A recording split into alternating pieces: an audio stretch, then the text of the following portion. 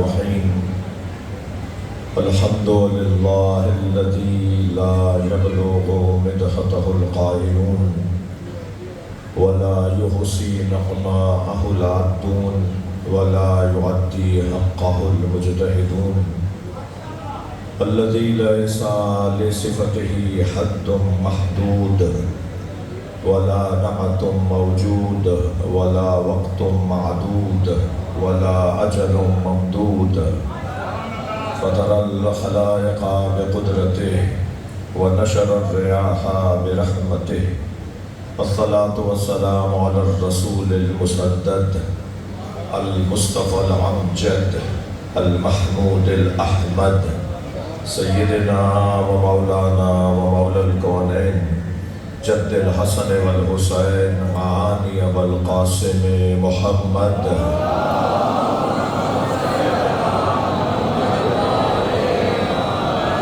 وآله الطيبين الطاهرين المعصومين الذين قال الله إنما يريد الله ليذهب عنكم الرجس أهل البيت ويطهركم تطهيرا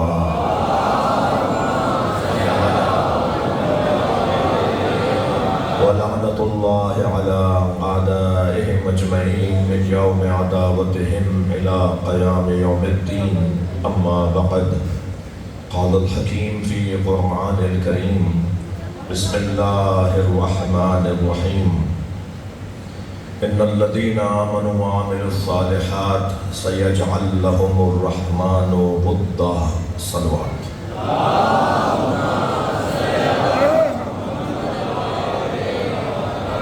عزیزان برادران ناہید زیدی زاہد زیدی جاوید زیدی سارے بھائیوں کے مرحومین والدین کی مغفرت کے لیے ان کی والدہ اور والد ان کی بڑی بہن ان کے بھی بھائی آپ سب کے مرحومین کی مغفرت کے لیے سورہ فاتحہ بسم اللہ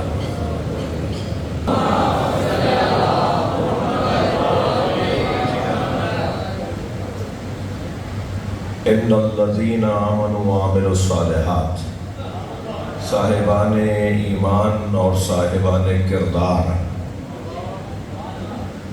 سیجعل لهم الرحمن ودا ان کی محبت لوگوں کے دلوں میں اللہ ڈالتا ہے میں اور آپ اگر مومن اور باکردار ہو جائیں تو اللہ لوگوں کے دلوں میں محبت ڈال دیتا ہے وہ کون صاحب ایمان ہے کہ جس پر ایمان رکھنا ہی ایمان ہے وہ کون صاحب کردار ہے جس سے محبت کرنا ہی سب سے بڑا تقوی ہے وہ مومن تلاش کرے ایمان کے آخری درجے پر سب سے اونچی کلاس سلمان فارسی نبی کے شاگردوں میں سب سے اونچی کلاس حضرت سلمان فارسی 10ویں درجے پر فائز بہترین گریڈ لیا بہترین پوزیشن حاصل کی جناب سلمان فارسی نے جتنے بھی اصحاب ہیں وہ سب درجتاً سلمان سے کم ہیں سلمان صحابہ اکرام رضوان اللہ تعالیٰ علیہم اللہ کے درود و سلام ان پر ہو سلمان ان میں سب سے اونچے طبقے پر ہے سب سے اونچے درجے پر ہے جو ایمان میں سب سے اونچے درجے پر وہ سلمان کہلاتا ہے تو سوال یہ ہے کہ سلمان کے مولا کا درجہ کیا ہے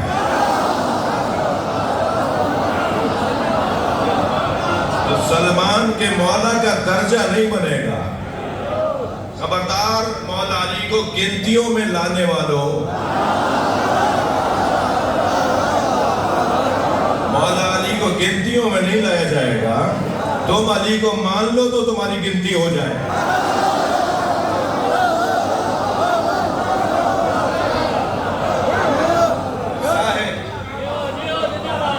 صاحبان ایمان اگر میں اور آپ مومن ہو جائیں تو اللہ ہماری محبت لوگوں کے دلوں میں ڈال دیتا ہے تو یہ تو بات ہی کچھ اور ہے جس پر ایمان لانا ہی ایمان ہے اور میری اور آپ کی کیا حیثیت ہے ہم ہیں کون جب صحابہ اکرام آپس میں یہ طے کرتے تھے کننا नारिफो सीमाइल मुनाफिकीन। जब नए नए लोग मुसलमान होते थे तो हम सहाबा, हम असहाब आपस में तय करते थे कि ये नया आने वाला मोमिन है या मुनाफिक। बेज़िक्र अली, तो नबी ने फरमाया कि इसके सामने अली की बात करो, चेहरा बताएगा, चेहरा बताएगा ये मोमिन है या मुनाफिक। तो जिससे मोहब्बत रखना वो ईमान कहलाए, तो वो फिर मोमिन नहीं कहलाएगा, वो अमीर मोमिनीन कहलाएगा,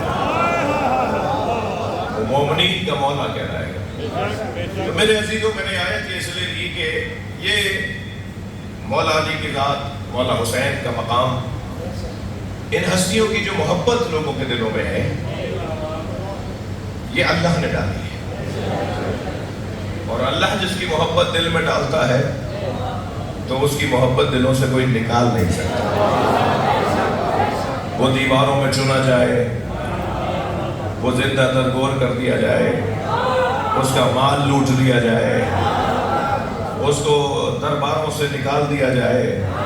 वैसे भी मैं और आप जिस दरवाजे पर बैठे हैं ना, इस दरवाजे की तारीख यह है कि इस दरवाजे वालों की गर्दनें दरबारों में मोटी नहीं हुई हैं, कटी हैं।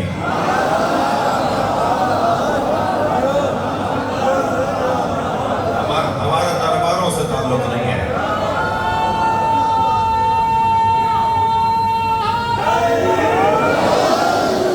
तो जिसकी मोहब्बत में लोगों को दरबारों से निकाला जाए, जिसके नाम को मिटाने के लिए बजट पास किए गए हों, मैं तो जमाने से जोड़ता हूँ ना पिछले हालात को, और जिसका नाम खत्म करने के लिए जद्दोजहदें की गई हो, कोशिशें की गई हो, दरबारों से निकाला गया हो, ऐसे दरबार में एक मर्तबा दरवाजे पे शोर मचा। हाकिम ने पूछा, आखिर ये क्या शोर है? कहा एक खातून है जो बसरे से आई है। कहा ये क्या बोलती है? कहा मुझे अमीर से मिलना है। कहा बुला लाओ। जैसे ही वो दाखिल हुई, ये हाकिम खड़े हो गए। सबने कहा जी कौन है? कहा तुम नहीं जानते, इसे मैं जानता हूँ। कहने लगी कौन है? कहा ये वही तो औरत है जो जंग सिफ़ीन में अली के भागते हुए लश्कर को अली के फज़ाइल पढ़कर बुला रही थी। अली के फज़ाइल पढ़ती थी और जाता लश्कर वापस आता था। तो क्या हो रहा है साथिया? अली मर गए, मौला की शहादत हो चुकी थी। मैं जिस दरबार की तरफ इशारा कर रहा हूँ आप खुद पहुंचिए। तो कहने लगा, ऐ हो रहा है सादिया, अली दुनिया से चले गए, अब हम याद आए। आवाज देकर कहा कि अली नहीं गए, अदालत चली गई। दरबार में इस लहजे में बोलना, दरबार में इस लहजे में बोलना, एक खातून होकर,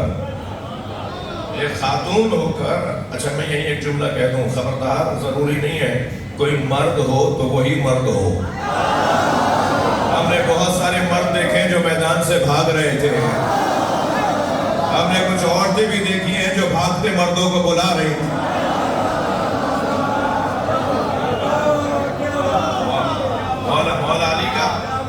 मौला अली का तो ताल्लुक ही कुछ और है भाई। लिहाजा बहुत रोशन बात कह रहा हूँ कि उसने कहा कि अली दुनिया से चले गए। कहने नहीं, अली नहीं गए, अदालत चली गई। कहने लगा हम भी तो अदालत करते हैं। तो कहने लगी अगर तुम अदालत करते हो तो बसरे में जो तुम्हारा गवर्नर है वो सिर्फ ने अर्थात उसने जुल्म की हदें गुजार दी हैं, उसे माजूर करो। तो फौरन कातिब से कहा कि लिखो, अज़ल नामा लिखो, माजूली का नामा लिखो। वो नोटिफिकेशन लिखवाया और कहा हो रहा है सादिया, ये तुम्हारे हाथ में ही दे रहा हूँ, जाकर उसे दिखा दो, वो माजूर हो जाएगा, हम दूसरा गवर्नर भेज रहे हैं। तो वो नामा लेके चलने लगी तो आवाज आई, कहाँ जा रही हो? अभी तो बात शुरू नहीं हुई। तो होर्रा ने मुड़ के देखा, क्या बात कर रही है? कहा हम भी तो अदालत करते हैं, इसका भी तो जवाब दो। तुम अली की अदालत को याद कर करके रो रही हो, हम भी तो तुम्हारे कहने पे आज अदालत कर रहे हैं, तवज्जो है। एक मर्तबा हो रहा है सादिया ने सारे मजमे को देखकर कहा, इज्जत बचाने के लिए अदालत करना और है, अल्लाह की खातिर अदालत और। सलावत पढ़ने मोहम्मद वाले।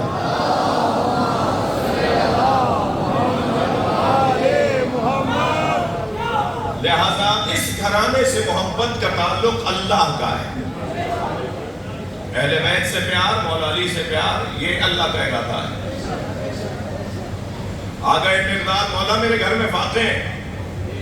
حضرت نے فرمایا صبر کرو کہ مولا بچے ہیں، متعلقین ہیں، 2 بیوہ بہنیں تھیں، ان کے بچے بھی تھے حضرت مقداد کے گھر میں. حضرت نے فرمایا مقداد سامنے مٹی کا ڈھیلا پڑا ہے، اٹھا کے لاؤ. مقداد مٹی کا ڈھیلا اٹھا کے لائے. مولا نے فرمایا مقداد اس پر کہو یا علی. مقداد نے مٹی کے ڈھیلے پر صرف یا علی دم کیا، وہ سونے میں تبدیل ہو گیا. حضرت نے فرمایا مقداد جاؤ، جا کے اسے فروخت کرو اور اس سے کھانے پینے کا گھر کا انتظام کرو. مقداد نے ایک پتھر اٹھایا، وہ سونے کو توڑنا شروع کیا، ٹکڑے ٹکڑے کیے سونے کے. ایک چھوٹی سی ڈلی اٹھائی، باقی سونا زمین پہ چھوڑ کے جانے لگے. علی مولا کی آواز آئی مقداد سونا چھوڑ کے جا رہے ہو؟ تو مڑ کر کہا مولا یہ آج کے لیے کافی ہے. بھائی مولا علی کا چاہنے والا کیسا ہوتا ہے یہ سلمان بتائیں گے، مقداد بتائیں گے نا. کہ مولا آج کے لیے کافی ہے. مولا نے فرمایا لے جاؤ، یہ تمہارے کل کے کام آئے گا. سنیں گے؟ تو مقداد نے کہا مولا کل کی فکر وہ کرے جس کے پاس آپ جیسا والا ہو.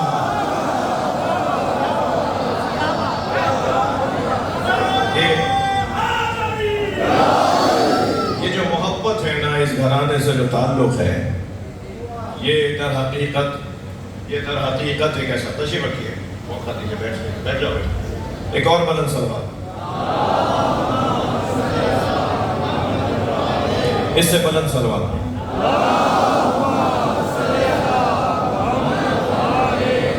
اور بھی بلند سلوات اگر ہے.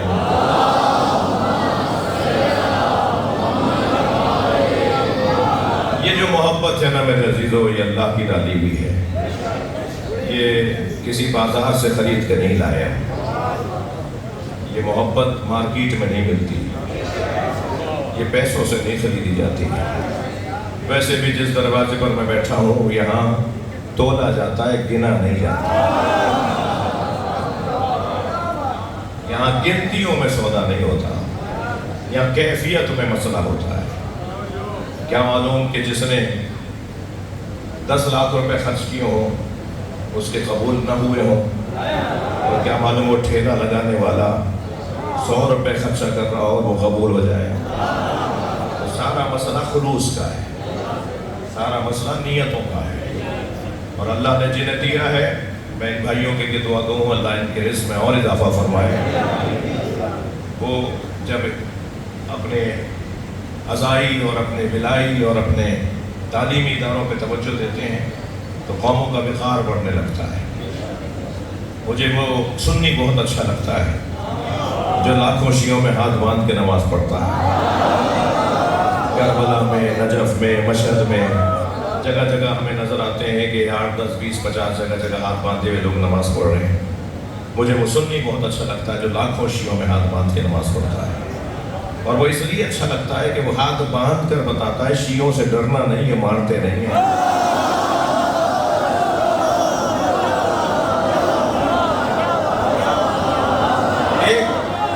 ایک قوم کے لیے یہ کتنی بڑی بات ہے کہ اسے لوگ ڈرتے ہی نہیں ہیں. یہ ہماری بہت بڑی عزت ہے کہ لوگ ہم سے ڈرتے نہیں. سرکار نے فرمایا تھا نا مسلمان تو وہ ہے جس کے ہاتھ سے اور زبان سے دوسرا مسلمان محفوظ رہے.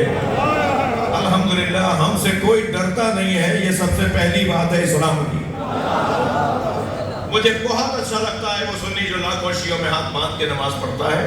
اس وجہ سے بھی اچھا لگتا ہے کہ وہ ہاتھ باندھ کر بتاتا ہے جو دین میں نے سمجھا ہے اس پہ عمل کرنے کی جرأت بھی رکھتا ہوں. بہادروں سے تو ویسے ہی پیار ہونا چاہیے، بہادر لوگوں سے ویسے ہی پیار ہونا چاہیے. بہادر کوئی بھی، آپ کا دشمن بھی بہادر ہو نا تو پہلے تو اس کا احترام کریں کہ تم میرا دشمن ضرور ہے مگر بزدل نہیں ہے. میرے لیے تو شرم کی بات ہوتی کہ میرا دشمن بزدل ہوتا. اسی لیے میں بار بار پاکستان کے بڑے اجتماعات میں جیسے یہاں آج حاضر ہوں عرض کر رہا ہوں، پاکستان میں ہمارا کوئی دشمن نہیں ہے. یہ جو ہماری دشمنی کا ٹائٹل لیے پڑھتے ہیں، دیواروں کو کالا کرتے ہیں، یہ اس قابل نہیں ہے جو ہماری دشمنی کرے. ان کی حیثیت نہیں ہے. انہیں دشمن مان کر ان کو حیثیت نہ دو. یہ اس قابل ہی نہیں ہے کہ ہماری دشمنی کا عنوان پائے. تو مجھے اس لیے اچھا لگتا ہے وہ کہ وہ بتا رہا ہوتا ہے کہ جو دین میں نے سمجھا ہے اس پہ عمل کرتا ہوں. بھائی مجھے ڈر نہیں ہے کسی سے. تو بہادروں سے پیار ہونا چاہیے. اب جو جملہ کہنے جا رہا ہوں اس پہ کوئی ناراض نہیں ہوگا اور ناراض نہیں ہوگا، بلکہ اگر 1% بھی کسی کے ذہن میں یہ مسئلہ ہے تو وہ ٹھیک ہو جائے گا. مجھے وہ سنی بہت اچھا لگتا ہے جو لاکھوں شیعوں میں ہاتھ باندھ کے نماز پڑھتا ہے، مگر اتنا ہی وہ شیعہ برا لگتا ہے جو 4 سنیوں میں ہاتھ باندھ لیتا ہے.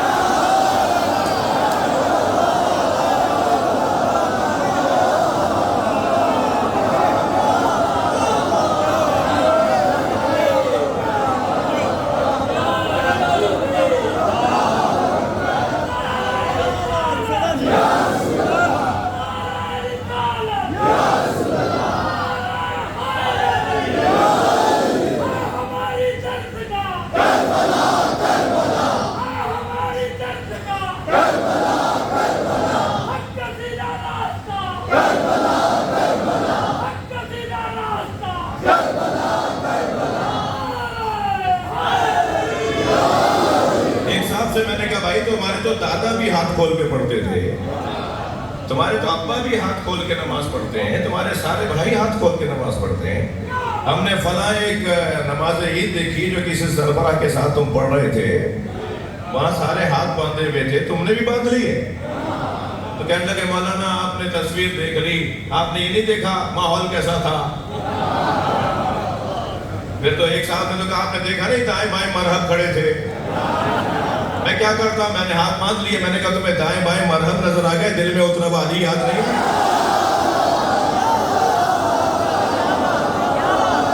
ایک لمحے کے لیے بھی اگر دل سے علی کی محبت نکال رہے ہو تو اپنے ایمان کی تجدید کرو.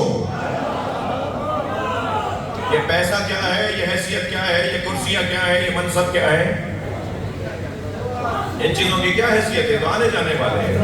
اصل تو میرا اور آپ کا مولا سے تعلق ہے، جو ہمارا قیمتی سرمایہ ہے. میرے بچے پڑھو لا الہ الا اللہ. آپ بھی سب ساتھ پڑھ لیجئے کہ لا الہ الا اللہ. اونچی آواز آنی چاہیے. لا الہ الا اللہ محمد الرسول اللہ علی ولی اللہ ووصی رسول اللہ وخلیفتہ بلا فاصل. اللہ کی وحدانیت کا اقرار کرتا ہوں، رسول اللہ کی خاتمیت کا اقرار کرتا ہوں. میرا پہلا امام مولا علی علیہ السلام، میرے دوسرے امام امام حسن علیہ السلام، میرے تیسرے امام امام حسین علیہ السلام، میرے چوتھے امام امام زین العابدین علیہ السلام،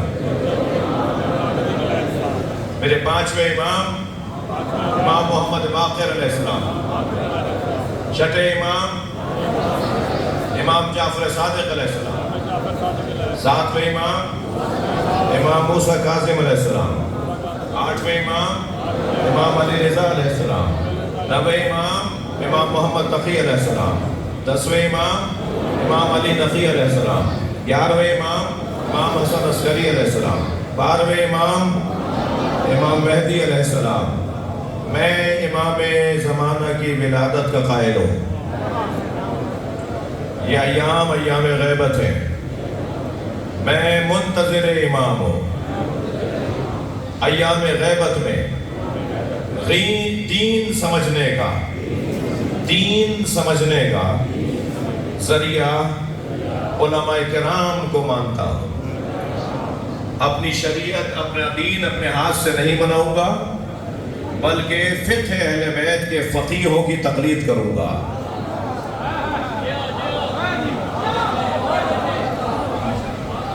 سب سے محبت کروں گا، ایک اچھا پاکستانی بن کے رہوں گا، ایک اچھا شہری بن کے رہوں گا، ایک اچھا مسلمان بن کے رہوں گا، ایک اچھا شیعہ بن کے رہوں گا. کسی سے نفرت نہیں کروں گا، سنیوں سے پیار کروں گا. مکتب اہل بیت کی پریکٹس کرنا چاہ رہے ہیں اس پریکٹس پر ان کے لیے بہت ساری دعائیں ہیں، بلندر سلوات۔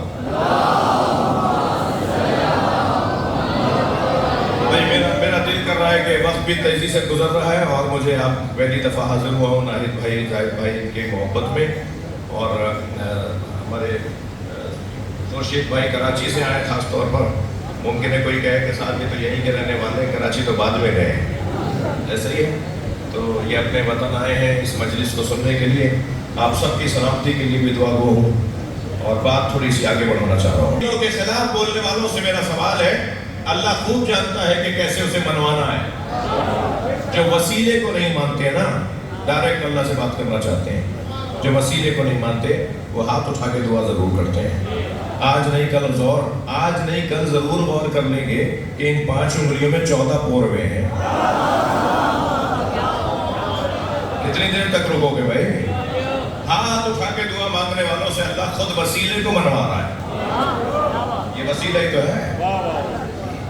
جو قبروں کو نہیں مانتے، وہ صفا اور مروہ کو طواف اور سعی کرنے والے جو قبروں کو نہیں مانتے، وہ حتیم کا طواف ضرور کرتے ہیں جہاں حضرت حاجرہ اور اسماعیل کی قبر ہے۔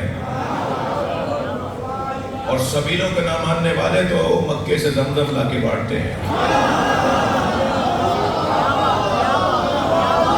اللہ خوب جانتا ہے کیسے منوانا ہے، اللہ خوب جانتا ہے کیسے منوانا ہے۔ یہ عشق کی وادی ہے۔ آپ دیکھ لیجئے، انتظامات تو اس سے اچھے نہیں ہو سکتے تھے۔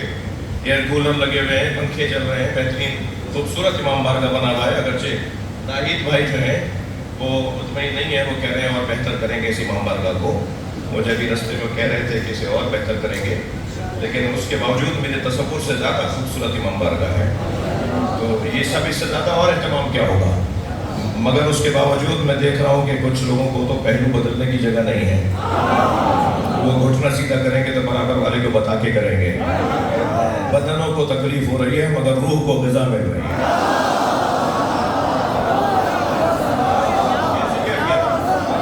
بھائی اسے کہتے ہیں محبت بلکہ عشق۔ بعض میرے ہی قبیلے کے لوگ ہیں جو ہماری عزاداری اور ہمارے کاموں میں تھوڑا سا ہم صوفیت کو آن نہیں کرتے۔ ہم صوفی ہیں بھی نہیں، اور صوفیوں کے کیا، ہم تو کسی کے مخالف بھی نہیں ہیں۔ تو ہم صوفیوں کے مخالف بھی نہیں ہیں، مگر یہ ممبر صوفیوں کا ممبر نہیں ہے۔ یہ ممبر عرفاء سے دوستی کرنے کا ممبر ہے۔ ہم عرفاء والے لوگ ہیں، صوفیہ والے لوگ نہیں ہیں۔ مگر کسی سے کوئی اختلاف بھی نہیں ہے، محبت ہے، پیار ہے، احترام کا رشتہ ہے۔ تو صوفیوں کے نا 11 سلسلے ہیں، 10 پہنچتے ہیں مولا علی تک۔ بھائی ذرا جگر تھام کے سننا، 10 پہنچتے ہیں مولا علی تک، یعنی 10 سلسلے سہروردیاں ہیں جی، اور قادریاں ہیں، یہ سارے مولا علی تک پہنچتے ہیں۔ ایک سلسلہ ہے نقش بندیہ جو حضرت ابو بکر تک پہنچتا ہے۔ تو ایک صاحب کہنے لگے، ایک صاحب 10 سلسلے تو علی تک پہنچتے ہیں، مگر ایک سلسلہ حضرت ابو بکر کو اپنا مرشد مانتا ہے۔ میں نے مسکرا کے اسے کہا کہ حضرت ابو بکر سے تو پوچھو ان کا مرشد کون ہے۔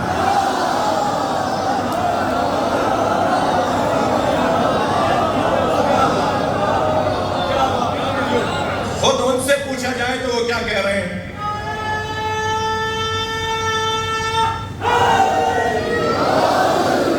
جب حضرت ابوبکر کے زمانے میں ایک مسئلہ پیش آیا، ظاہر بھائی ایک بچہ، یتیم بچہ، چھوٹا بچہ تھا، اس کا باپ جب دنیا سے جانے لگا تو اس نے اپنے بھائی یعنی بچے کے چاچا کو اپنی زمینیں جائیدادیں دے کر کہا، میرا بچہ جب بڑا ہو جائے تو جو چاہو اسے دے دینا۔ اب یہ یتیم بچہ جب جوان ہوا تو اس کے چاچا نے 1000 ایکڑ میں سے 50 ایکڑ بھتیجے کو دے دی، 950 ایکڑ خود رکھ لی۔ بچے نے کہا یہ تو ساری 1000 ایکڑ میرے ابا کی تھی۔ تو نے کہا تمہارے ابا ہی کہہ کے گئے جو چاہو دے دینا، تو میں دے رہا ہوں۔ یہ بچہ عدالت میں چلا گیا، قاضی کے پاس اس نے اپنا فیصلہ رکھوا دیا۔ قاضی نے دستاویزات دیکھے، گواہیاں سنی، تو قاضی نے فیصلہ دیا جو چاچا نے 50 ایکڑ دے دیا نا 1000 ایکڑ میں سے، اسی کو قبول کرو۔ تمہارے ابا یہی کہہ کے گئے کہ تم جو چاہو دے دینا۔ یتیم ہو اور علی کے پاس آئے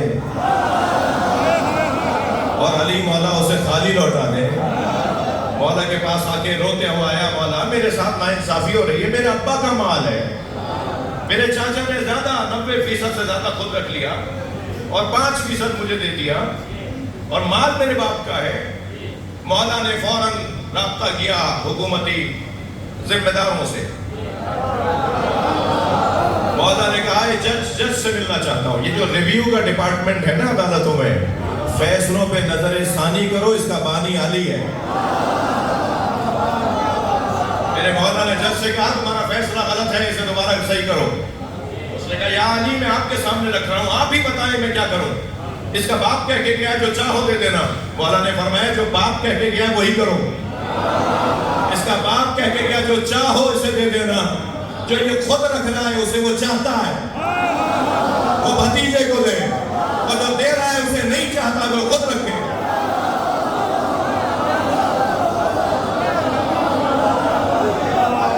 اس لمحے میں حضرت ابوبکر نے آواز دے کر کہا لم تلد النساء مثل علی بن ابی طالب. علی جیسا بچہ دنیا کی کسی عورت نے پیدا ہی نہیں.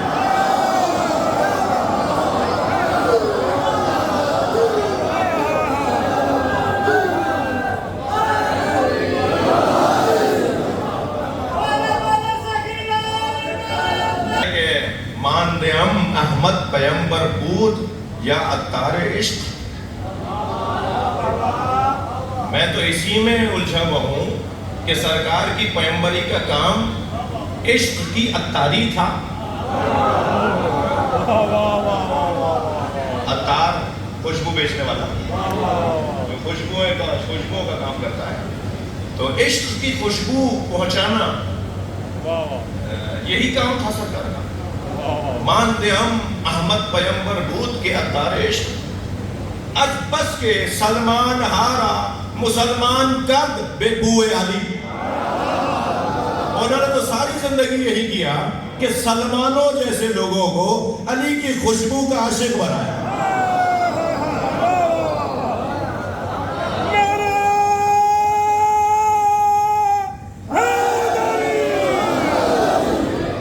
کسی کا گزارا نہیں ہے مولا علی کے بغیر. جزا جنت سے آتی ہو. اور لفظوں کو بدل کے کہوں, جس بی بی کے دروازے پر سرکار 6 مہینے تک کھڑے ہو کے سلام کرتے ہو, وہ دروازہ چلانے کے لیے نہیں تھا.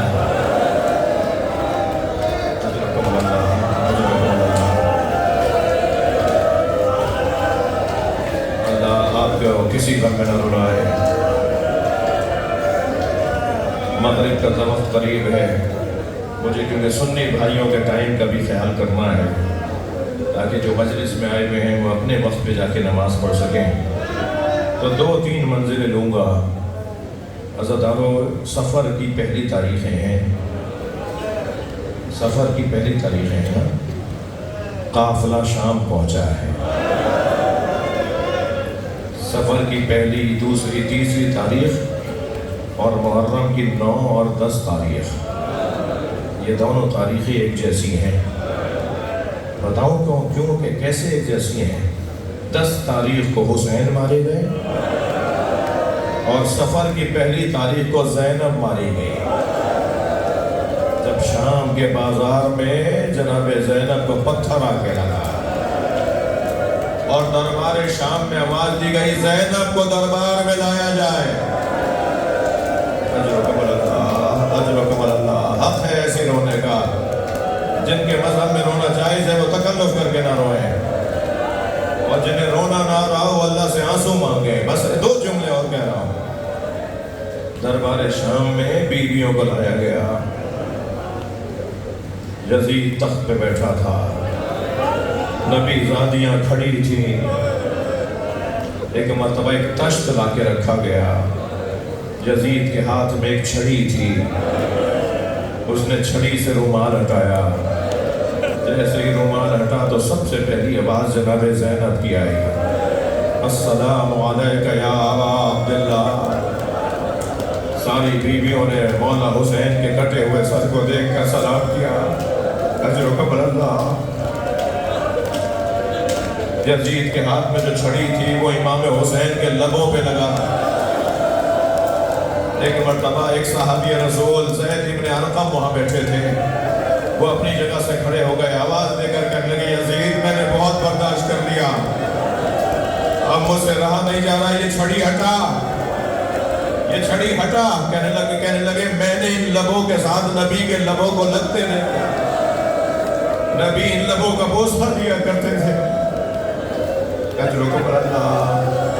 غیرت مند لوگوں سے بات کر رہا ہوں نا، اس وقت مجمع میں خاندانی لوگ بیٹھے ہیں نا، ہمارے گھر کی کسی خاتون کی طرف کوئی اجنبی دیکھے تو ہم سے کھانا پانی اٹھ جاتا ہے، ہمارا دل خراب ہو جاتا ہے، ہم سے کام نہیں ہو پاتا۔ آج میری بہن کے ساتھ کیا ہوا، ایک شخص میری بیٹی کو دیکھ رہا تھا، سلام ہو امام سجاد پر۔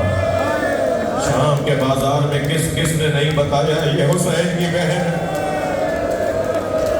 یہ حسین کی زوجہ۔ دربار شام میں کرسی پہ بیٹھے ایک شخص نے جناب سکینہ کی طرف اشارہ کیا، بی بی امام سجاد سے لپٹ گئی، فرمانے لگی بھیا یہ تو سنا تھا کہ ہمیں اسیر بنایا جائے، مگر یہ نہیں سنا تھا کہ ہمیں کنیزی میں بھی مانگا جائے۔ اجرکم اللہ، اجرکم اللہ۔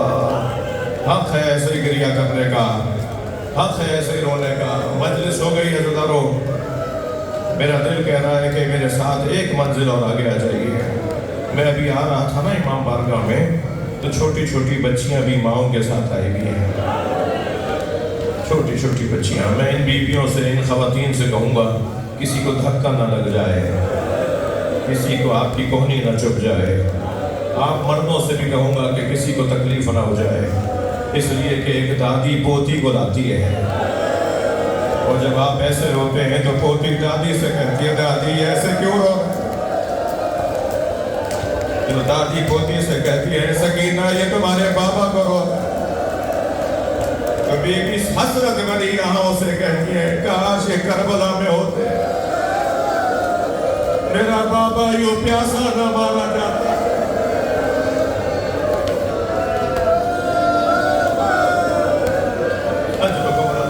اجرکم اللہ۔ ہو گئی مجلس عزیزارو، بس ایک منزل اور آگے آ جائیے۔ کسی نے مدینے میں امام سجاد سے پوچھا تھا مولا آپ کی عمر تو اتنی نہیں ہے، یہ بڑھاپا کیسا ہے؟ امام نے فرمایا سکینہ کے جنازے نے بوڑھا کر دیا، وہ 4 سالہ بہن کی میت جسے میں شام میں دفنا کرا گیا، اس بہن کے جنازے نے مجھے بوڑھا کر دیا۔ بس عزیزارو اس ماں کو بھی سلام کریں جس کی 2 ہی کمائیاں تو تھیں، ایک علی اصغر، ایک سکینہ۔ ایک کو اجلا سا کرتا پہنا کر امام کی گود میں دے دیا، امام پانی پلانے لے گئے تھے مگر بچے کے گلے میں تیر مارا گیا۔ اور دوسری کمائی جناب رباب کی سکینہ، جب قافلہ شام سے رہائی پا کر جانے لگا نا، امام سجاد نے جناب زینب سے فرمایا پوپی اماں کیا ساری بیویاں محملوں میں بیٹھ گئیں؟ فرمایا بھابی رباب نظر نہیں آ رہی۔ امام نے فرمایا مجھے پتا ہے میری ماں کہاں ہے، میرے ساتھ ساتھ آئیے۔ اب ساری بیویاں امام سجاد کے ساتھ، اور امام سجاد آگے آگے جا رہے ہیں۔ ایک مرتبہ زندان شام کا رخ کیا تو ایک بیوی کی آواز آئی زین العابدین یہ تو خرابہ شام ہے۔ فرمایا 2 قدم آگے آئیے، 2 قدم آگے آئیے اور میرے ساتھ دیکھیے کہ منظر کیا ہے۔ اب جیسے ہی زندان شام میں قدم رکھا نا تو ایسا منظر نظر آیا کہ جیسے کوئی ماں اپنے بچے کو سینے سے لگائے ہو نا، ایسے جناب رباب نے قبر سکینہ کو سینے سے لگایا اور آہستہ آہستہ کہہ رہی ہیں سکینہ اٹھو محفل تیار ہے، سکینہ تمہیں وطن بہت یاد آتا تھا، چلو میری بچی ہم مدینے جا۔ جناب زینب نے فرمایا بھابی قافلہ تیار ہے۔ آخری جملے، ایک مرتبہ جناب رباب کی آواز آئی زینب میرا مدینے میں کون ہے؟ میرا والی کربلا میں رہ گیا، میری بچی اکیلی ہے۔ امام سجاد نے آواز دی نا تب قبر چھوڑی جناب رباب نے۔ امام نے فرمایا اماں چلیے قافلہ آپ کی وجہ سے رکا ہوا ہے، اماں ہمیں مدینے جانا ہے۔ تو جناب رباب نے قبر سکینہ کو چھوڑ تو دیا مگر مڑ مڑ کر دیکھتی رہے اور محمل میں آ کر آخری جملے محمل میں آ کر بیٹھی اور پردہ ہٹا کر قبر سکینہ کو دیکھتی رہی۔ شام کے دیہات کی عورتوں نے نوحے پڑھے الوداع یا زینب، الوداع یا زینب۔ جناب زینب نے محمل کا پردہ ہٹایا اور ساری شام کی عورتوں کو آواز دے کر کہا اے شام کی عورتوں مجھ پر احسان کرو گی؟ سب نے کہا بی بی حکم فرمائے، اشارہ کر کے کہا ہماری سکینہ کو اکیلا نہ چھوڑنا، اس کی قبر پہ آتے رہنا. اللہ شام کی زیارت میں آسانی عطا فرمائے. اللہ آپ کو شام جانے کی توفیق، شام کے رستوں کو آسانی عطا فرمائے. اب کی دفعہ جب آپ شام جائیں نا تو 40 قبر سکینہ کو ضرور دیکھیے گا. آج بھی شام کے دیہات کی عورتیں کھلونے لا کے ڈالتی ہیں، گڑیاں لا کے ڈالتی ہیں، اور ایک نوحہ پڑھتی ہیں تمہاری ماں سے وعدہ کیا تھا ہم تمہاری قبر پر آتے رہیں گے. اللہ لعنت اللہ علی الظالمین.